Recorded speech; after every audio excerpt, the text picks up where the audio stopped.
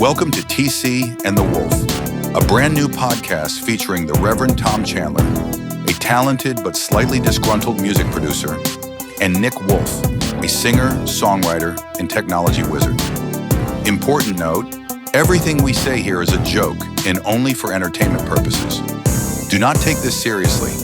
The opinions expressed do not represent the views of anyone else or any companies we may be affiliated with. Make sure to subscribe, like, follow, and share. And as always, drink responsibly and make sure to tip your waiters. Hello, fam, and welcome back to TC and the Wolf, episode motherfucking 6. Wow. I'm the Reverend Tom Chandler. To my right, possibly your left, if you're on the computer, is Mr. Nick Wolf. Say hello. Good evening, ladies and gentlemen. And I've decided I'm going to be in a better mood today. Ooh. Better mood. Is that your Zoloft kicking in? I've never taken Zoloft. I don't even know what the fuck that is. Some kind of psychiatric drug. Is it? That's crazy. I believe it's good for mood. I mean, I don't know. I've never taken it, but I've heard about it. Interesting. We've had quite a run here on TC and the Wolf. Got some, we'll get into some feedback maybe next time about what happened with the last episode, but it got crazy. Yeah. We jumped around a lot. We were more animated, and it came back probably to bite us in the dick. So we'll figure out what happened. You know, your feedback matters to us, and in some cases, we are responding to it in the following episode. Maybe we shouldn't be reactive to some of that, but I think mostly it's been effective. Yeah, but here's the thing. A lot of podcasts, like, they'll just do a comment read-through of the most prominent comments of the week, respond to that before they get on, and that's not a bad idea, but this episode, we're going to do something different. We're going to get into some history, some things like that. I do think some comment readout stuff could be fun, actually. I do want to take a very brief moment here to give a shout out to some of our avid listeners, some of our repeat offenders. And the first name that comes to mind is Mr. Jack Glazer. We love Jack. Big fan. Yep. Has played bass in Oceans on Other Planets among 50 other projects. Plastic Rhino. Yeah. Another one would be Bernie, who is also a guest. Mm-hmm. What's his last name again? Godwin. I remember. I'm going to remember forever because I fucked it up the last time. Bernie's one. Eric Kluber, the Klubinator.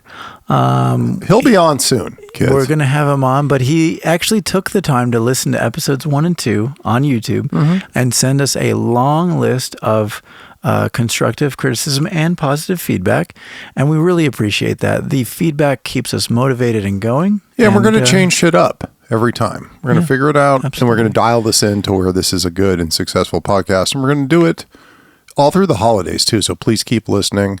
We'll put stuff up every week so you guys can enjoy when stuff like Joe Rogan and, I don't know, all the other podcasts are down. You know what I mean? Mm-hmm. Like, we can provide you with some entertainment, so if you're driving to San Francisco or San Diego or something, you can, clock in and listen to us. It'll be cool. Did I miss any of our repeat listeners? I mean, there's quite a few. I'm not making an exhaustive list here, but who else? Who else? Your nieces and nephews? Yeah, they listen. They're in high school and college. My niece puts it on when she's driving or in her dorm and stuff like that. It's great that people are hearing what we have to say. Possibly not my family, but... But also we've been getting listeners, unexpected listeners, and we talked about that a little bit in the last episode. We're just happy to reach folks and share ideas. With that being said, this is a very special episode. I think we're going to do a little bit of an introspective interview where I interview you, Tom Chandler. Okay, this is the first I've heard of this topic. What are we talking about? I'd like to get into your origin story, what makes you tick, how you became you, and all through that we'll weave in, what music has meant to you and how it's played a role. Okay. And we can go as deep as you want. Well, here's the thing, dude. Like, I'm in a position in my life where things have largely leveled out. You know what I mean? Largely. And I can pretty much say and do whatever. I'm not going to say anyone's names as we're talking about people and situations and things like that. It'll all be very ambiguous as far as that goes because we're not trying to get sued or demonetized or anything like that. So, but I'm down to talk about any life experience. And here's the thing. I stopped lying to everyone in about 2014 because I had to maintain a bunch of stuff with, reality TV personalities and people I was in relationships with. And it all became too much work. And I decided at that point, from here on out, I'm just going to be honest. I'm going to say the truth to everyone, not lie about anything. And largely that's what's kept me employed and kept me tight with my friends, is that I'm a voice of reason and honesty with people, and I won't ever shy away from that. So whatever you got, dude, fucking hit me with it. I'm good. And I can attest to that. Tom is incredibly honest, artistically and otherwise, which is very valuable. And he's also a good listener. I mean, he's heard plenty of my diatribes, stories, venting sessions, etc. But I do think honesty is the best policy.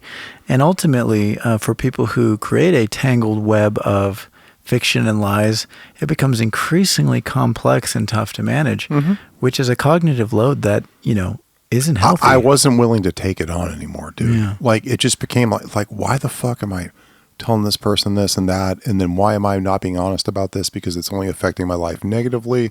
And I didn't see a downside ever to me being honest. So that's where we're at. So what questions are you at? Let's get into the history. We'll go back. All right, Tom. And of course, feel free to decline any questions, but I'm not declining shit, fuckers. I'm going deep. Hell yeah. All right. I like that. Well, so first things first, where did you grow up? All right. So I was born in Danvers, Massachusetts, Massachusetts. It's hard to say the further you've been away from Massachusetts. And I grew up largely in the Peabody and Salem area of Massachusetts, which is, it's kind of a strange place to grow up.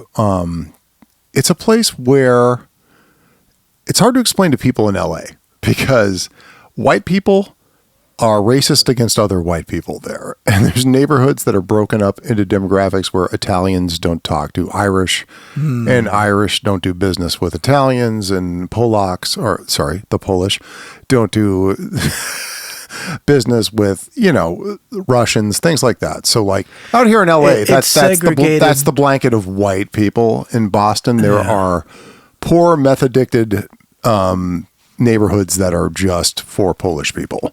I mean, which is a different dynamic to grow up in. So it's segregated based on the country of origin, is what you're saying. Yes, and it's more specific neighborhood to neighborhood there. It's definitely different the closer you get to Lynn or in the city of Boston and stuff like that. There's other demographics, but the suburbs, I'm from like the North Shore up there. I'm from the same area as like Dave Portnoy from Barstool Sports. Okay. So like we have the same affinity for pizza and sandwiches and sports teams and things like that. Sidebar. Is Dave Portnoy related to Mike Portnoy? They could be. But that's a special name. Dave's a Boston guy and Mike is a New York or New Jersey guy, so I'm not sure, but that's a common name and, Italian families back there. Okay. So, all right. I mean, and there's a lot of like weird names I've heard. I grew up in, half my neighborhood was Portuguese where I grew up too. I grew up in the same neighborhood as Nuno Betancourt, actually. Really? And Nuno played with the early version of Extreme at my middle school at an assembly when I was in like fifth or sixth grade or something like that, before even the first Extreme record dropped. How old is Nuno Betancourt? He's like probably 7 years older than me.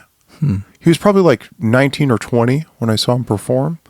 But he came to our school in Peabody, Massachusetts, and played at a middle school assembly for like an hour, and we were blown away. That's one of the first times like I really felt music connect, was him and the old singer. I was going to ask you, what effect, if any, did this have on you as a young man?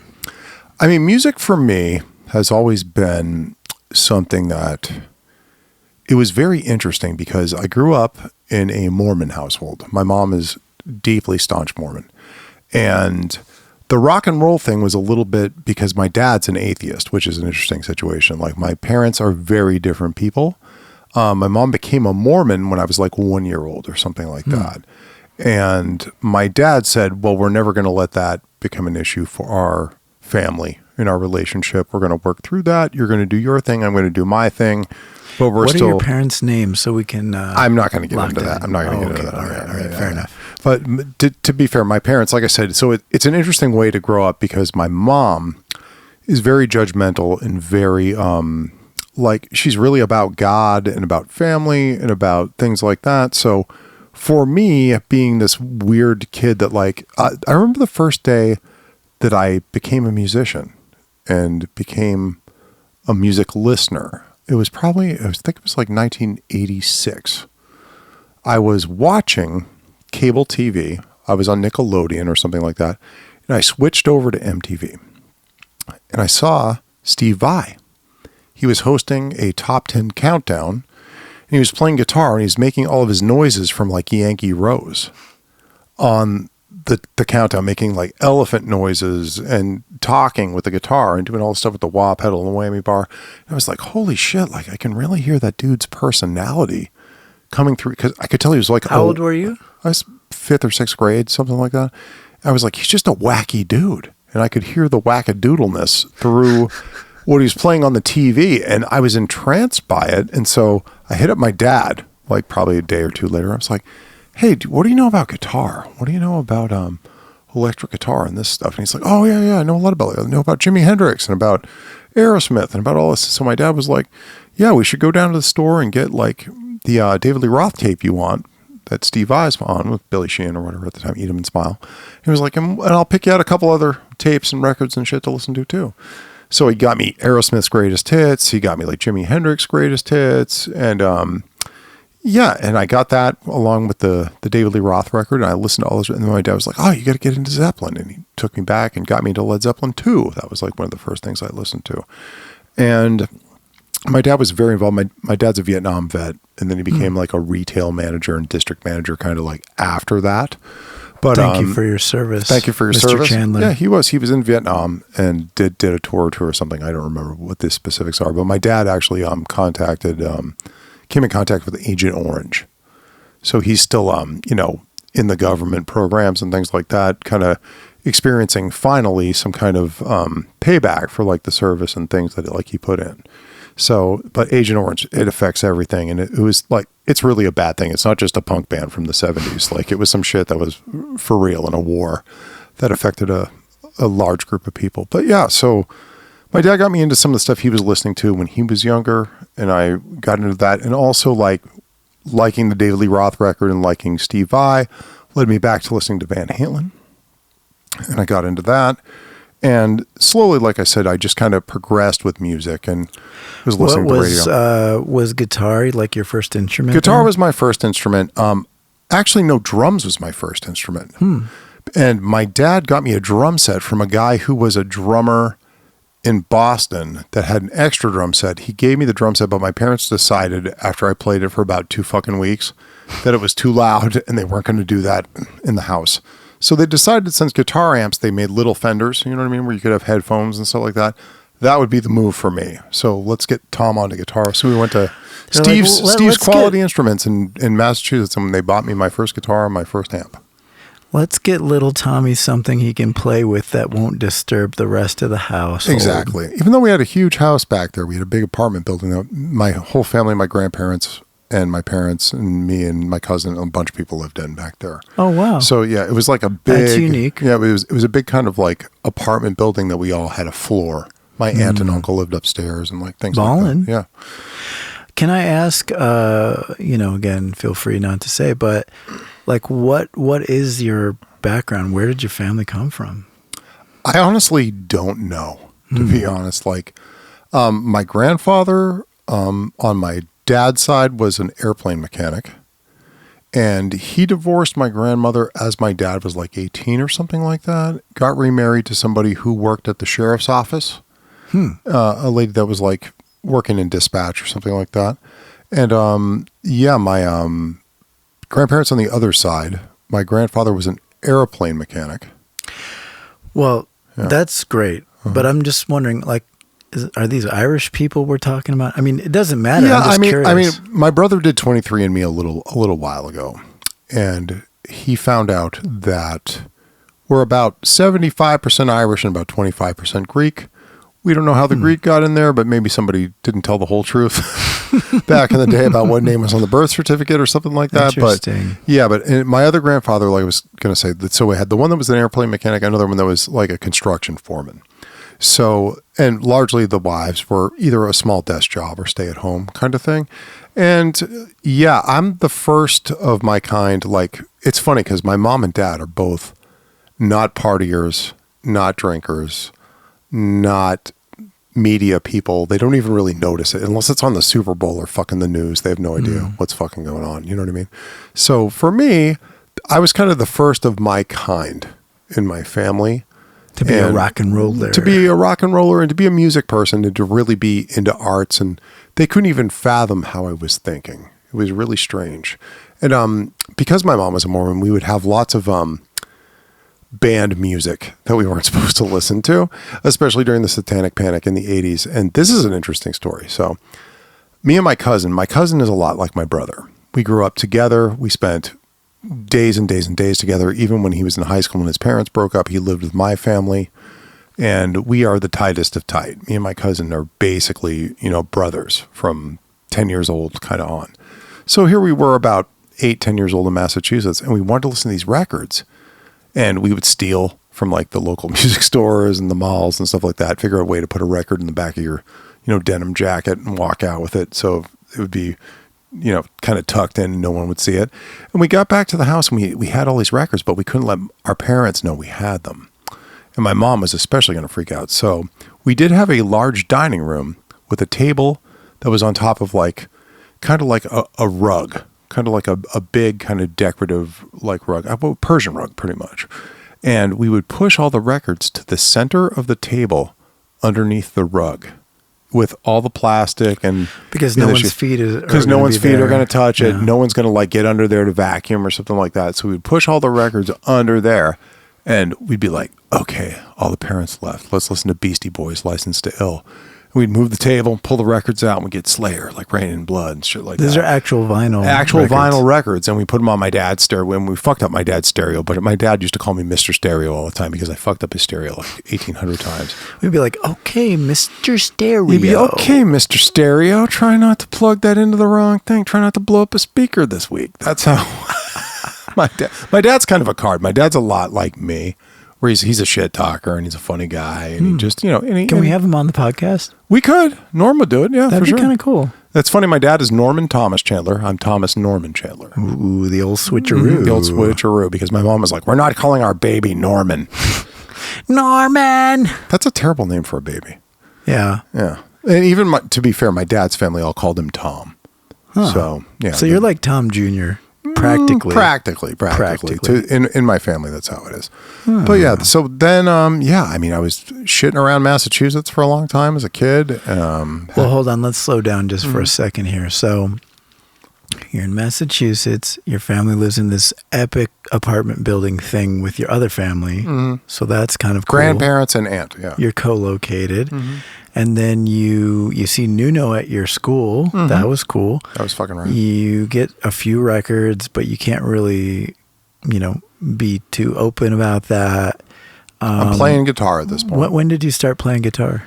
I think I started playing in like 6th grade. 6th grade. Okay. And here's that's like 10 years old, 11 years old? What is that? I think it's 11, 12, 13 is 8th grade, right? So, and I was pretty, what's funny is I had the dexterity for it, but I didn't have the knowledge. Mm-hmm. Like I could play a lot of shit really fast, but I couldn't put it in a key or make any sense of it. And I didn't have anyone to teach me that. I got a guitar teacher that was this old fucking Jewish lady that was nuts. And I think she largely had us there just so she could smoke cloves the whole time because that's all she was doing. And she had like a jazz guitar, like a fucking ES-335 or some shit. Big thickie, like a Guild or some shit. And she'd be like, so today we're going to learn Stairway to Heaven. And her voice was all smoky and shit. Smoking all the time. She smoked in the lesson with children there indoors. I'm that fucking old, dude. Like literally in the lesson indoors, bitches smoking. Did she have like short curly hair? That's no. She had short, tight like bob hair, and she was very she was actually a pretty attractive lady, to be real. Like she hot. Yeah, she had some green eyes, and and she was a cute older like Jewish lady. But she taught me. Were you like popping boners in your guitar lesson, bro? No. I'm just thinking back at it now, and I can see like her face and like her playing in my mind. And she was a good player, man. She just probably didn't want to teach kids. There's a lot of people like that are good players, but she got me going on the old Stairway to Heavens and the old Whole Lot of Loves and what the Jimi Hendrix chord is. And were you a studious student? No, I was fucking terrible when I first started. I really didn't get serious about guitar till about 8th grade. It's when I discovered a guitar magazine that had Tab, which was Guitar for the Practicing Musician. And that's an early version of like Guitar World that we used to have like in the 90s and 2000s. It was a good publication that had very detailed sheet music with very good tabs. Can you hold on one second? Mm-hmm. Shout out to Tabs. Tabs are great. No, it really was. It was a game changer for me. It really was, because I learned a lot from them. I think you're not alone. I think it really changed a lot of people's ability to digest material and so forth. And it made it a lot easier to understand like what was going on, because like I couldn't just hear something and play it back. Well, like here's a quick example, right? Let's say you have like a whole step bend on the 15th fret of the E string, the high E string. Seeing that in tab is like way more palatable than seeing that watching notes with a legato run up and a spread. Yeah, no. Yeah. And I'm dyslexic too. So like, honestly, like notes is even worse than numbers because it's just black dots and lines. So for me, it was largely about making it more like a game that I could play it. Like I was kind of playing Guitar Hero with myself. Yeah. Being a kid, until like I learned to listen and figure out what I was hearing back. And one of the first songs I ever learned all the way through was Sweet Child of Mine. Very nice. I was in 7th grade and I learned all of it except like that big fucking crazy run in the solo. Like I couldn't get that together. And then I learned One by Metallica that year too. Most of that minus a couple parts in the solo, I had it down. I could fake through most of it. But those were the first songs I ever like really learned kind of front to back. Those are challenging songs for people who don't know guitar music. I mean, that's not... Yeah, but I didn't really want to learn Wooly Bully. Do you know what I mean? Like, I wanted to learn some shit that was like... Louie. I wanted to learn some shit that was cool. Some shit that was like out there. Some badass stuff. And it doesn't matter what it is. It's what gets you to practice. Yeah. Well, that's true. Like, what inspires you, right? But, okay, so hold on. You asked this question of Carl the other day on the podcast, which was great. I'm going to turn it around on you. What was the record or the song that like really changed your life, blew your hair back, and made you say, this is what I want to focus my life on? It's going to sound terrible because I cap on him a lot, but I think it was Kiss Detroit Rock City from Alive 2. Oh my God, ladies and gentlemen, I didn't expect that. No, like, because I got the record, it was probably in like 6th or 7th grade, and I really couldn't play guitar, but I could like mime like I was playing guitar. And I remember hearing like the explosions and the crowd go crazy at the beginning of Alive 2 when it's all da-da, and da-da. And I was like, holy shit. It's fucking epic, dude. It's fucking really cool. And now I know it's fake. And like, that wasn't even a real recording. It was just something they put on, and they flew in all the crowd noise after and doubled it up and the whole 9 yards. But it was exciting. And that's probably where like I get my love for like, honestly, like a lot of EDM and stuff now, is that it's all explosions and lights and lasers and show. Yeah, over the top. And like when that guy came in the band, he's like the hardest band in the world, Kiss, and fucking just set it off. And Detroit Rock City started. I was like, that's the coolest thing I ever heard. And then I got to the harmony solo and I'm like, that's the fucking coolest thing I ever heard. It was like kind of like the Eagles by way of Judas Priest. That's the only way I could describe it at the time. Because really all I had as a reference to music was like, we had this station called the 98.7, the Soft Explosion. And my mom would listen to that. Is that really what it was called? Yeah, it was called the Soft Explosion, which sounded like a flaccid boner, like going off, you know what I mean? And it was all like yacht rock my mom would listen to. So I'm fine with an explosion. Can we just make it a soft one this week? Just a soft explosion. You know? The Soft Explosion, 98.7. It was funny. But that's all I really had was like a Diet of the Carpenters and, you know. 98.7, rock and roll for Mormons. Pretty much was. It was terrible. It was basically like the Carpenters, Captain and Tennille, and some fucking Bee Gees and shit like that. Dude, I feel like you got to drink some schnapps to that shit. In the back of my mom's car, 8 years old, sipping on some schnapps. But no, I really didn't get serious about guitar until I was probably about 13. And then like once the tab came out and I was able to process that, I got into it. And I got into really crazy shit like really quickly, to be real. Like such as? Like extreme tunes and Dave Mustaine and Metallica. And like, I moved to Utah in my 9th grade year. My dad actually had met Sam Walton, the founder of Walmart. And and Sam had talked to my dad because my dad was a warehouse manager at the time in retail. And my dad runs a fucking clean ship. Like, if you think I'm a clean motherfucker and a tight ship running motherfucker, my dad is above and beyond details. Maybe we should have your dad run Elite Recordings. We probably should, to be real. I mean, if he wasn't 75 years old, 76 years old, we could probably. He can operate a spreadsheet. I'm sure he can. I cannot, as you all know, because I'm retarded. But no, but that's the thing. Like, he had met with Sam, and Sam was like, "Hey, I'm going to be opening some stores in Utah, Nevada, Arizona. We're trying to expand west. Do you want to like get a job out there and meet up with me? Like, it'll probably be a year or two before I get out there, but get out there, get established, get some shit going on, and I'll put you start getting your fuck on." Yeah.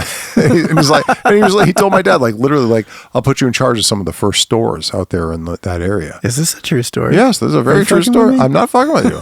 So we packed up from Salem, Massachusetts, Peabody, Massachusetts.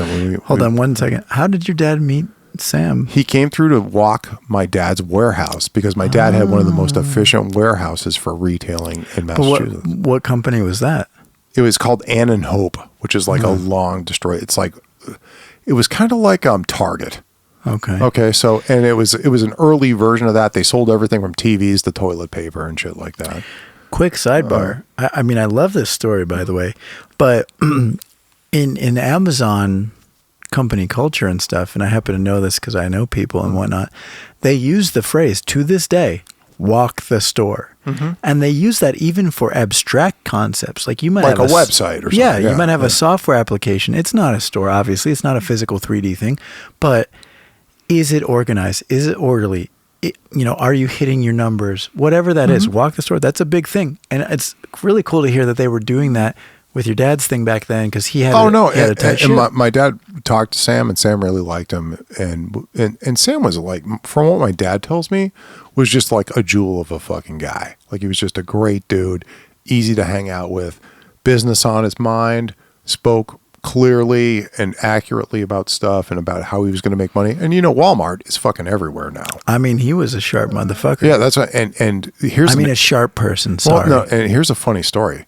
So Sam Walton, when the stores first went in Utah, Arizona, Nevada, he had his own prop plane that he flew himself by following the freeway. Wow. He would go from like the stores where my parents were at in like southern Utah. He would fly to Las Vegas following I-15. Wow. Down the road and land there. I mean, I think this is a good topic for a future podcast. Like, the people who built the country, I mean, there's probably some downsides and stuff. I'm not saying everyone was a saint. Don't get me wrong. No. But you had to be pioneering. You had to basically have balls. And by the way, anyone, men, women, everybody can have balls. Like, it's gall. Confidence, courage, willing to take risks. But I love that story, right? Like, he's building an empire, and he's like, how do I do it faster and better? And how do I get a thrill? I'm going to fly between these locations. I think he was just doing it for like, efficiency. Yeah. To get there faster. And he was an older dude at that time too. But like I said, he was flying himself. He was literally flying himself in a plane. I think that's badass. To check on stores and things like that. So my dad, as he got involved in that, like, I've had a myriad of shitty jobs. So for all the love I give to the jobs I've had since I've been in LA, because I have a great job and I have great friends, I have a great network, and I had a great job before this. I was a DJ for events. Well, hold on. Let's keep it orderly, right? Yeah. So your dad meets Sam Walton. Sam walks his store. He says, wow, this is great. Do you want to come help me open up some stores in the Southwest, I guess, Utah, etc.? Your dad says, sure. You guys pack up your stuff and you drive across the country? Yeah. Perfect. Okay, start from there.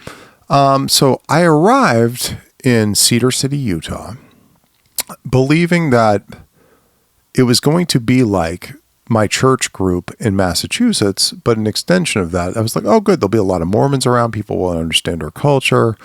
It won't be weird to like talk to Catholics and Jews about this. You know what I mean? It'd be easier to like in a community of like-minded folks is what I thought. But when I got there, I was kind of surprised by what I found, which was there was a lot of very there was a lot of hypocrisy. There was a lot of like culty shit I really didn't agree with Mormonism. And the closer you got to the Mecca, which Salt Lake City was like, 3 hours away or whatever.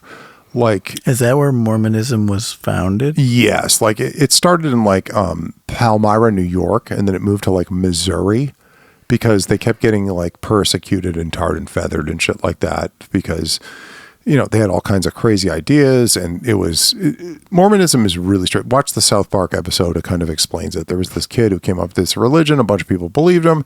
And so it all turned out that like a kid started it. Yes. He was like 14. He had a vision. He had a vision from God, apparently, in Christ that told him that he was praying about what church to join, and God and Christ showed up, Father and Son, and said, none of them. Let's give you some more information. That's supposedly the story. Yeah, and he believes he found golden plates in the side of a mountain, which he used a thing that was like, kind of like I can't remember what's called, the Uma Thurman or something like that. It's literally called something like that. That sounds like Uma Thurman, and he used that to translate the writing from Aramaic or whatever it was. And basically, what the Book of Mormon is it's a version of another testament of Jesus Christ, but how Christ was in the Americas during the time that after the resurrection, like how he appeared to people over here. It's strange and like very Lord of the Ringsy. And there's not really a lot of explanations about the populations, things they were seeing in America like at the time, but it's a story of basically Christ and the Americas during the time after the resurrection. So you get out there, you're thinking, well, Mormons are Mormons and stuff, but then you start learning the deeper inner workings and belief systems, and you might be starting to question what's going on. I remember the exact day I pieced out on it. Like, because I would go to church and just hang out and fucking do my part and like get my callings and stuff like that. What does that mean?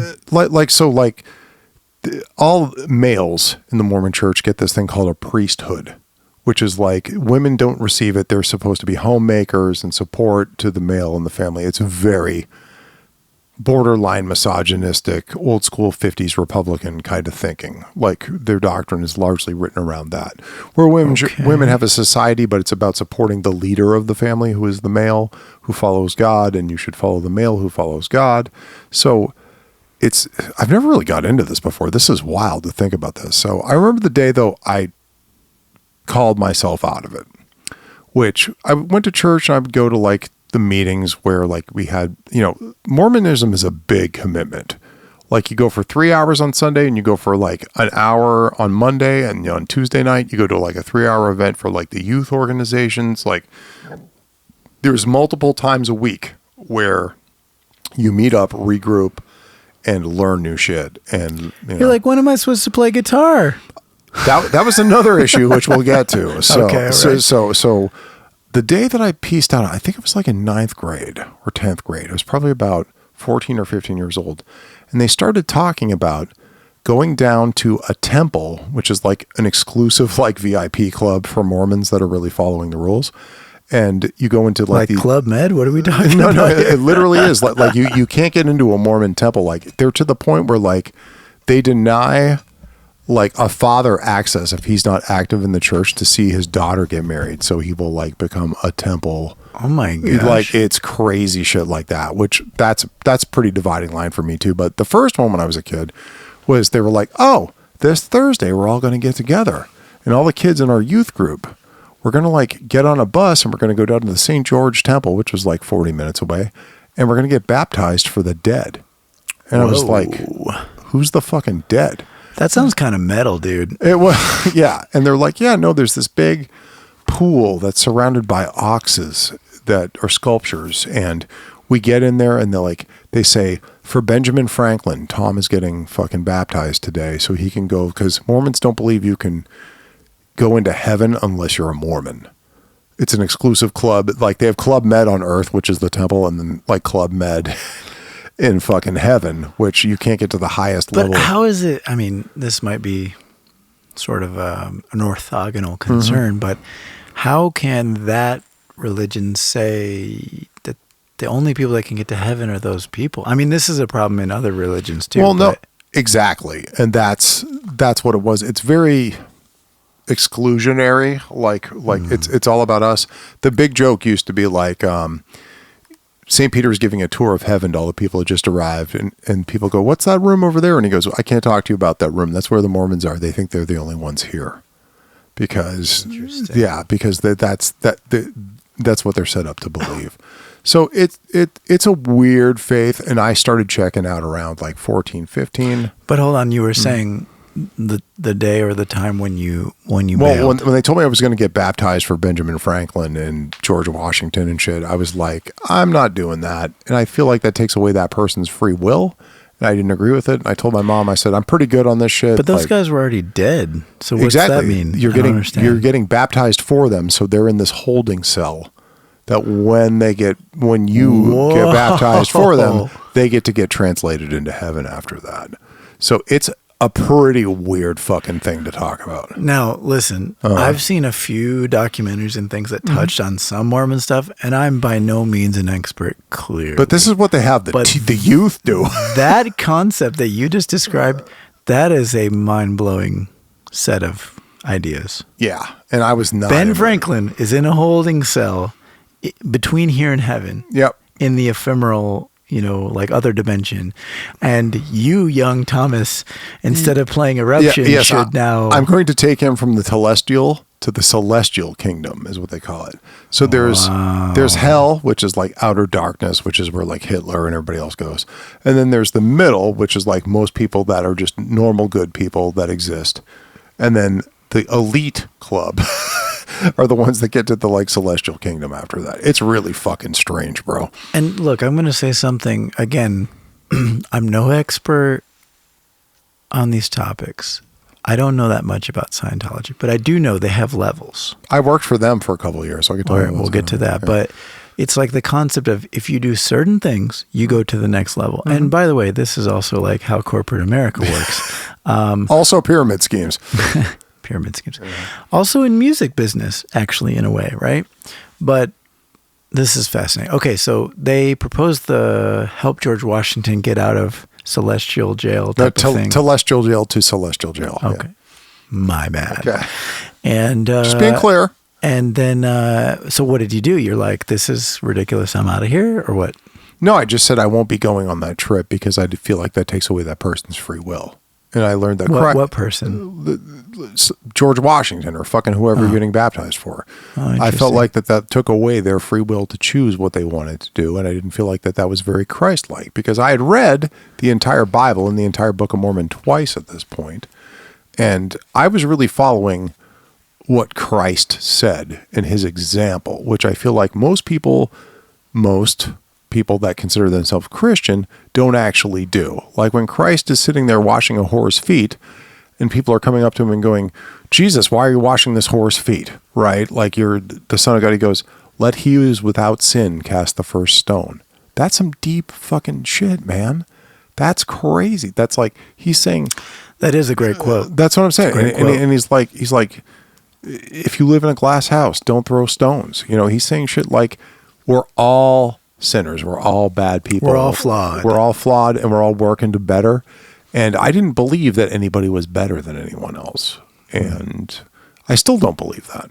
I mean, the people that are technically except when it comes to guitar players. Except when it comes to guitar players, because Eddie Van Halen was the best ever. No, that's what I'm saying. But yeah, no. Okay. So I got out there. I started working on music. I was probably the first person in that little town of Cedar City that was like, there's guys that were from California that were kind of into music there, that had played in like some lower level, like 80s, like hair bands and things like that. And I teamed up with those guys. I was like the guy that was like 16 playing with guys that were 26, 27, 28. And I got in with those dudes. The first band I was in ever in high school was... Hold on, before we get there. Uh-huh. You said you were not a great student. Mm-hmm. Okay, fair. What was it like being in like middle school in... I was in Utah. high school. I was in high school. Oh, okay. All right. Well, I showed up and I had a terrible accent because I'm from Boston. So did you have the whole thing? Oh no, it was horrible. And if I go back there for like a month, it comes back out. Can you do like a little snippet of something? It's one of those things. It's environmental for me. When I hear it, But when I'm back there, I immediately snap back. Is this also why you're so obsessed with Good Will Hunting all the time? I really do love Good Will Hunting. It was a fantastic fucking movie. Shut up. I love Ben Affleck. No, but that's the thing. Like, no, it was weird because like it was a big adjustment period. My first day of school, I got 2 black eyes. Damn, son. What happened? So I was at school, I was hanging out, and it was weird because Utah's strange, man. Like, there's a bunch of dudes that were wearing like rodeo gear to school, like straight up, like looking like. Did they drive their tractor to school? No, they would drive. I had that in Ohio. They would drive lifted trucks, and they were dressing like Garth Brooks in like a clown costume, like kind of in between that.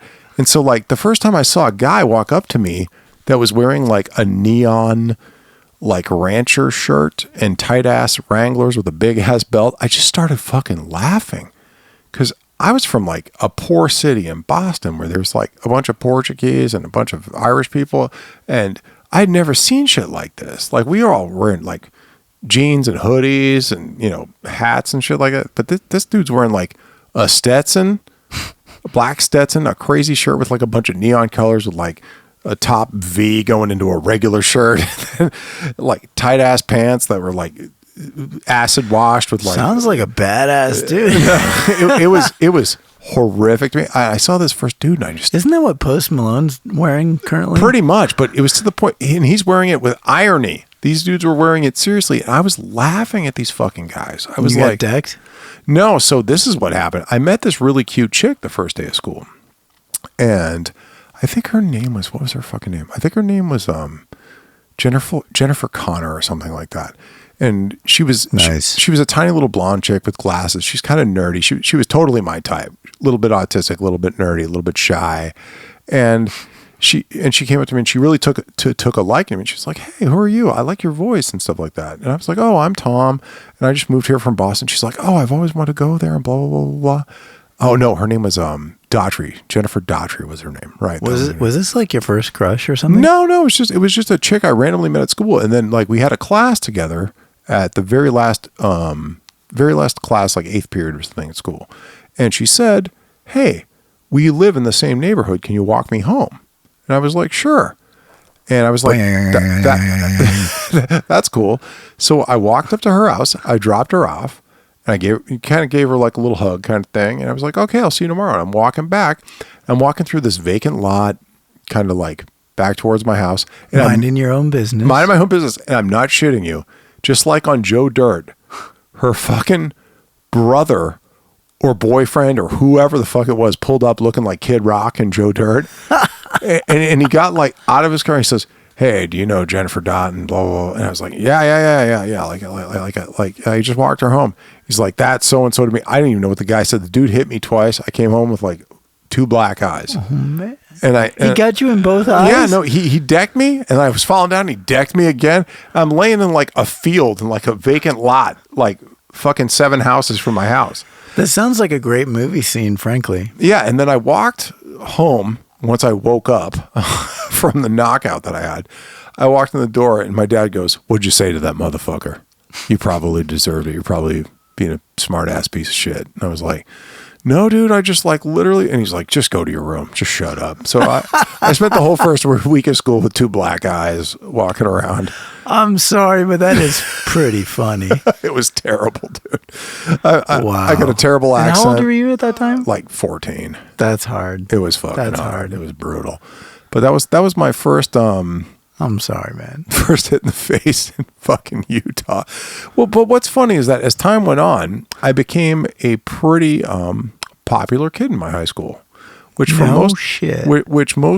most musicians you wouldn't believe that, but I was really in tight with like the football team, and like as rock and roll started getting more popular there, and people knew I was the guy that played guitar and that like was into, you know, rock and roll media and things like that. People started like, I was in the jazz band and I was the guy that played all the solos and stuff like that. And people started like really liking me. And I was friends with all the dudes on the swim team, all the dudes on the golf team, all the dudes. Shit. And I loved the athletes, and we were broing down like you and me today. Like we were just hanging out, going to parties, doing things like that in high school. And I was like the one musician band dork that was like out with everybody all the time.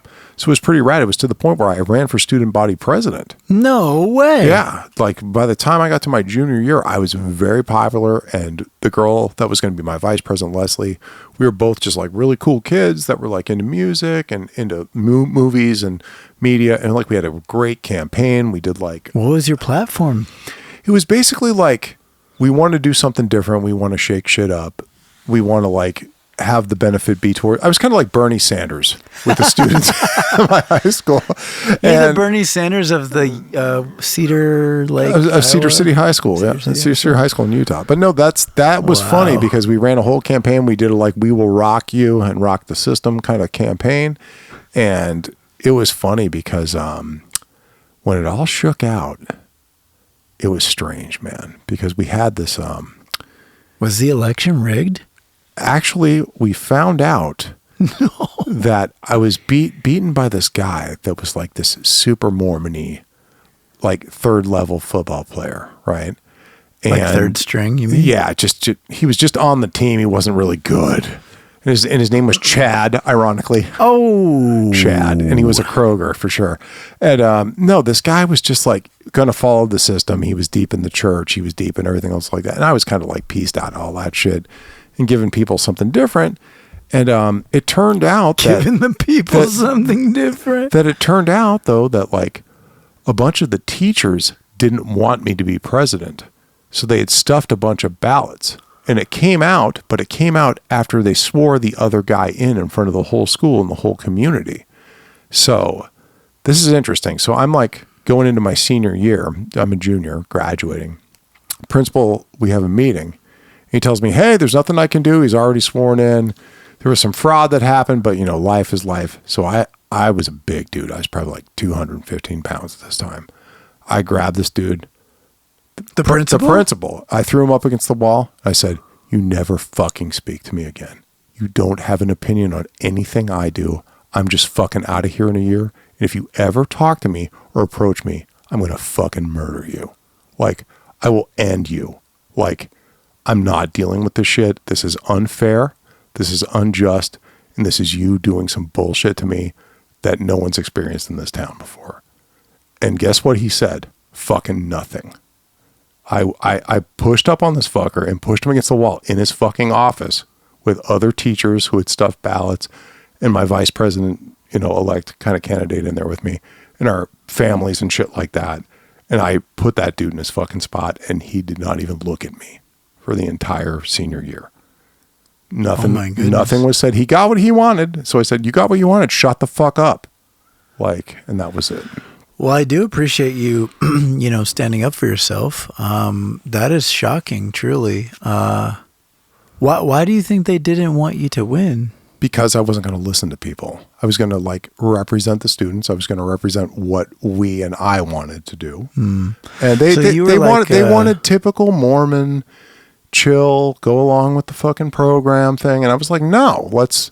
You were an iconoclast. Yeah, I was going against the grain, which I still do, as you know. Like, I'm always the first person onto something and pushing for new and better and bigger all the time. And that's. I mean, this is a great learning experience for me. I didn't know that you had those kinds of relationships or opportunities. And I'm sorry you lost. That sounds like No, but two teachers they found out actually did stuff like this is a school of like, I mean, I think my graduating class is like fucking 500 people or something. That's pretty big. So that's what I'm saying. But they stuffed it. You know what I mean? They got it to the point where, you know, they had made an impact in the election and it came out that students didn't actually vote. This was what grade? Like I was going into 12th grade. 12th. Oh, so you would have been the senior class president? No, I would have been student body president. Wow. Yeah, so I would have had like, and people were down for it, to be real. Like I had lots and lots of friends, supporters, and dude, I was this kind of guy where it's kind of like it is now, where like I would have a party at my house on the weekend, and everybody and all their girlfriends and everybody with their cars and everybody would roll up. We'd be watching movies. We'd be, you know, drinking. Well, I was we'd be hanging thinking about out. this earlier when you said, "Oh, I hung out with the swim team and the football people and and I fast forward to now, sort of, you know, extrapolate to now, and you are a guy who You are gregarious. You like to meet new people, get along with people. You are a community builder by default, right? And so you were doing that in high school, and you had momentum, and then you got the rug pulled out from under you, which is unfortunate. Yeah. And my question from there is, I mean, obviously that's a blow to your mission, your ego, all of the above. How did you react? How did you process it? You know, what was in your mind at that time? Well, as I got out of high school, I got into, early college, like community college, like in my area. And basically, I just dug deeper into music. I dug deeper into I'm sorry to interrupt you, but I'm talking about you just pushed the guy up against the locker because you heard this bad news. I pushed him up against his office fucking wall. His office and wall. Okay, screamed in his fucking face. Sorry, I don't know where I got locker, but what do you do next? You go out of there, I'm sure, and then do you go home? Do you go on a crazy drive? Do you go play your guitar? Like, how are you processing that? I probably listened to Slayer, and for the following year, I was a teacher's aide for like 6 out of 8 periods. I hung out with my drama teacher, and we sat around and smoked cigarettes. And I was... So you were kind of like, fuck this, I'm checking out. I completely checked out of high school education at that point. I went to the 2 classes I had to fucking go to, and that was it. And they weren't going to say anything about me getting out of school or about what classes I signed up for. Because you already made this statement. I made it clear to the motherfucker I was not doing that. So, and... But like, if I may, on an emotional level, how would you describe your state? I was beat up. I was like, I thought you can't beat the system. You know what I mean? Like there's a system in place, and if you're not going to play along and you're going to be rebellious, you got to fucking settle down. You got to take a fucking back seat. You know what I mean? And it was crazy, dude, because like the community was so small. Like this is the kind of place where like, if I took a shit in a Jack in the Box on Friday, my mom heard about it Saturday morning. You know what I mean? She'd be like, saw your son at the Jack in the Box. He was there in the women's restroom on. Hell of a shitter. Yeah. Hell of a shitter. Like that's how it was, dude. Like you would literally hear about this shit the very next day. So this was even a town where like you couldn't go on a date with a chick that you didn't want everyone. What was the population? Like 10,000 people. Oh, wow. So it was super small. So like, and most of it was like families, and they were all in church together. So when this shit goes down, like everybody knows. Oh yeah. Tom Chandler got fucked by the establishment. Oh yeah. And I fucking fucked him back. And like I said, I just wasn't listening anymore. Did people know that you pushed the principal? I don't know, because that was in a room where there was nothing going on. Back then it was just us and like the 4 or 5 people that were fucking involved, But my parents stood by me and they were like, yeah, you got fucked.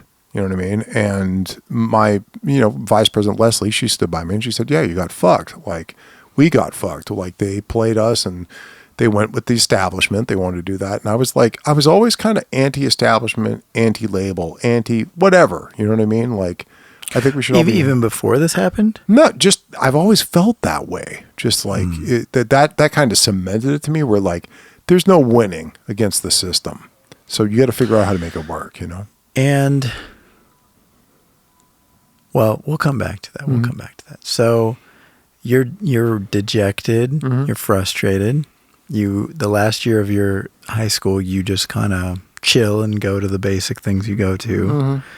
Did it affect your artistry? No. Nothing has ever affected my ability to create. But I mean, did it fuel you more? Like, I'm going to become a great guitarist? Dude, I was always working on, like, I would play guitar 8-9 hours a day back then. Wow. I was on the Steve Vai plan every fucking day. I got carpal tunnel at one point and had to stop for a while and take medication and shit. Like by the time I was 19, I'd almost ruined my hands because I played so much. Wow. And when I started college for music in the town, I was so serious about it that I would go a year and not listen to any music but classical music. I would go 2 years and not listen to anything but jazz so I could learn how to play it, so I could learn how to do it. And I learned everything I could. Like I started over because I have dyslexia. I couldn't read very well. I went back to music 99 before even 101. and learned how to read scales and how to assemble chords and triads. And then I went back to like the basics that you would teach like a child, because I could play some shit and I could play some songs, but I didn't know what the fuck I was doing. And the choice to go back to basics, was that your own choice? Well, I went into music theory, the first year of music theory, and it was so intense and everybody knew so much. I didn't have the fundamentals. So I said, fuck it. I'm going to go to Music 99. I see. And I'm going to relearn everything from zero. And then it took me no time, dude, because I was already doing this stuff. I just didn't know what it was called. Sure. I didn't know how to write it down. It's easier to get ramped and stuff. And then I became a composition major, and I composed a bunch of crazy Frank Zappa-ish shit, like for my school, and did a bunch of concerts and performances with string quartets and metal bands and like fucking everything else. And I performed a lot of jazz. I played, But, and I'm sorry to harp on this, but did that whole thing with the student body president loss, did it give you extra fuel for the fire or anything like that? Or it didn't matter? Dude, I don't know. I'm one of these people, okay, where the minute something's over, I move on. Oh, that's good. And I was like, fuck that guy, fuck this thing. Let's focus on something that works. And I've always been that way. And the minute like somebody says, this isn't working, or I can't do this, or what, I'm out.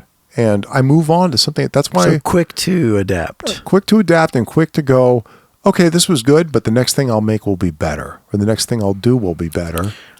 I mean, I think that's an excellent trait, because a lot of people, and even myself included, you can get stuck in something. Like if there's some promise, you can sort of get entrenched and then noodle on it for longer than is productive, versus just saying, well, let me experiment. Let me try something new. I think the thing for me, Nick, is I always trusted my vision and my taste more than anything. Like I felt like I had, and probably unwarranted and unfounded, I felt like I had better taste than most people. I felt like I was very open-minded and that I considered all things. And when I made a decision about something that I was going to listen to or watch or be involved with, that I was doing it from a point of superior thinking. And that's a very Capricorn. Well, that's something you and I have in common. That's a very Capricorn trait too, that I've had to fight back, that like, I'm not always right. And that I'm not always, but it's a tough thing for me that I had to come to like, hey, you're not the most shredding musician. Hey, maybe you should start over. Maybe you should learn some fundamentals. And I broke myself down like a fighter in that time. And when I was in school, I spent 5 years in college, like getting back up to where I knew you could. I had a music teacher. This motherfucker was God. My theory teacher, Don. I love you, Don Massengale. You're the best person that's ever lived. Wow. And he was a gay dude from the South. He was from South Carolina. He was so good at music that if you played him, he's a piano player by trade. And if you played him any portion of any Beethoven, he could tell you what symphony and what movement it was from. That's impressive. This is like a Rain Man motherfucker. Oh, no, he was autistic as a motherfucker. But the first day of music theory, I remember I just got out of Music 99. I went into music theory. And he sat us down, and he went around the room, and he went like this. He would go, Nick Wolf, spell me G Mixolydian. What do you got? G, B, D, F. Yeah. But you had to get all the notes in order, and you had to know what every chord was in order. And he would quiz you, and if you couldn't, he'd say, get the fuck out of my class and come back when you know. And so we had 40 people when we started music theory at this school. We had 18 people left by the end of 2 weeks. Well, by the way, I mean, I had some professors kind of like that, and it is just interesting. I feel like it happens in music schools more than other places. People that just have very lofty egos, and they do this kind of stuff like put up or shut up, Well, Don, this motherfucker walked into the class. He goes, just so you know, none of you are going to be performers. He said, if you're at this school at this rate in your life, he goes, you're not going to play or perform music in any professional capacity for people to entertain seeing your performance. He was like, you're going to be teachers, you could be producers, you could be educators. You are not actually going to perform at Carnegie Hall. So get that fucking out of your mind. Wow. And learn some shit that's real, and learn the craft of music. And he was my teacher for all the theory, for all the sight singing, for everything else like that, to where like we got crazy education. And every person I still know from my Music Theory 1 course still has a job, is either a teacher, is a producer, is some kind of like choral advisor or something like that. Dude, could we get someone from your music school on the podcast? That would be cool. We might be able to get Anna Lee or somebody here. Like, I want to hear some corroborating stories and evidence. No, it's crazy because everybody still does music in some capacity. Like my friend who was a cellist that was my roommate for a long time, Sarah, she runs an opera company. Like she does the scheduling and works at an opera company. Like everybody has some kind of job that's music or music related still at this point. Okay, well, for the folks at home, let's come back to the Tom Chandler origin story. So now you get in college, you realize, hey, I don't know everything. Go back to basics, take some rudimentary classes and things, get your shit together. You bust your hump for 4 or 5 years.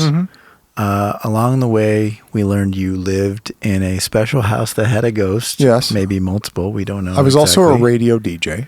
Oh, so tell us about this. Where did this come in? At our college, we had a radio station that was the only alternative music station at the time. So I started working in radio probably about 94 when Alice in Chains and everything else had just like, back then it used to take a little longer for shit to travel. So if it came out in 91, by 93, 94 in Utah, we were hearing it. So like, that long? Dude, it was a long trip around. Because I remember like the stores reporting to me in the area that Def Leppard was still selling higher than Soundgarden and Nirvana at the time because it was a slow change because word traveled slowly. There wasn't the internet. I mean, I remember seeing the internet the first time in like 96. I went to like Atlantic Records or something on the internet and looked up the artists and saw pictures of bands I'd only seen like on a music video or something before, like candid pictures and like recording pictures and things like that. It was way early. I mean, I didn't even do my college thesis using the internet. I was using the library microfiche. Still, the internet was something where for people who don't know what that is, what are you talking about? It's like slides that you look up information that was scanned onto slides at a library. And literally when we had email, but you could check your email for 10 minutes every third day. You would go to a lab.